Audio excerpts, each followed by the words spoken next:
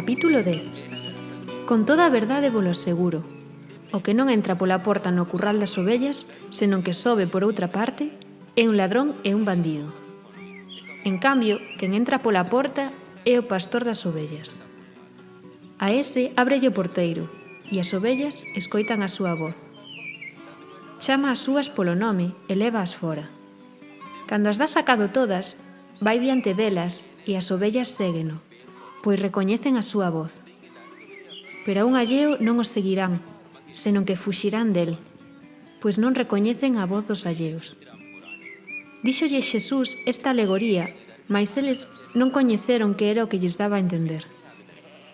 Entón díxolles de novo: con toda a verdade volo aseguro, eu son a porta das ovellas.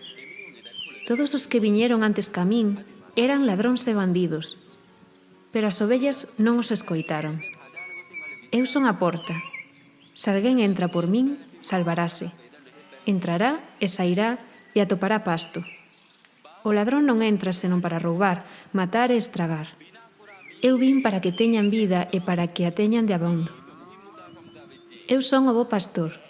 O bo pastor dá a súa vida polas ovellas. O criado, que non é pastor, de que non son as ovellas, cando ve vir o lobo, deixa as ovellas e foxe, e o lobo rapínas e dispersas, porque el anda ao xornal e as ovellas non lle importan. Eu son o bo pastor. Coñezo as miñas e as miñas coñécenme a min. Igual que o Pai me coñece a min e eu coñezo o Pai, e dou a miña vida polas ovellas. Teño ademais outras ovellas que non son deste curro. Tamén a esas as teño que guiar, e escoitarán a miña voz e faránse un único rabaño e un único pastor. Por iso ámame o Pai, porque eu dou a miña vida para tomala de novo. Ninguén ma quita, non, eu douna voluntariamente. Teño poder para dala e teño poder para tomala de novo. Este mandato recibino do meu Pai. Fíxose de novo unha división entre os xudeus por estas palabras.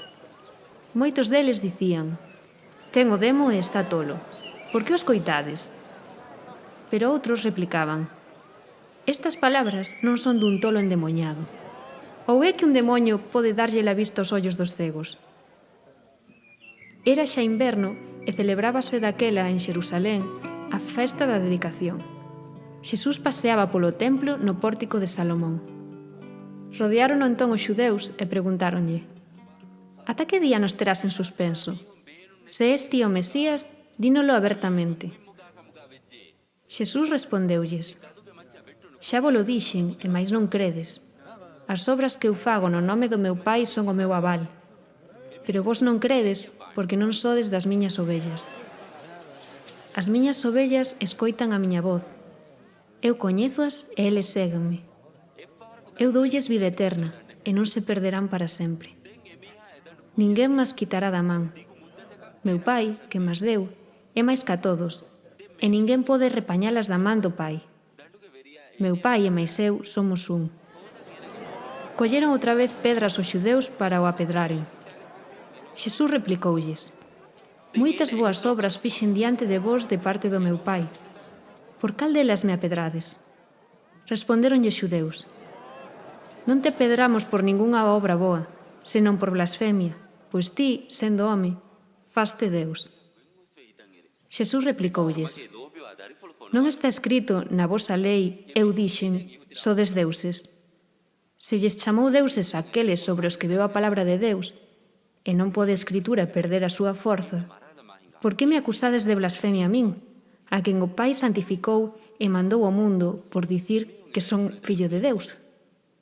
Se non fago as obras do meu Pai, seguides sen crerme. Pero se as fago, aínda que non creades en min, crede nas obras, para que comprendades e recoñezades que o Pai está en min e eu estou no Pai. Unha vez máis trataban entón de o prender, pero Xesús liscóuselles das mans, e foi de novo á outra banda do Xordán, o sitio onde estivera Xoán bautizando o comezo, e permaneceu ali.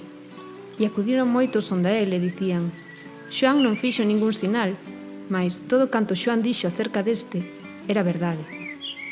E moitos comezaron a crer nel ali.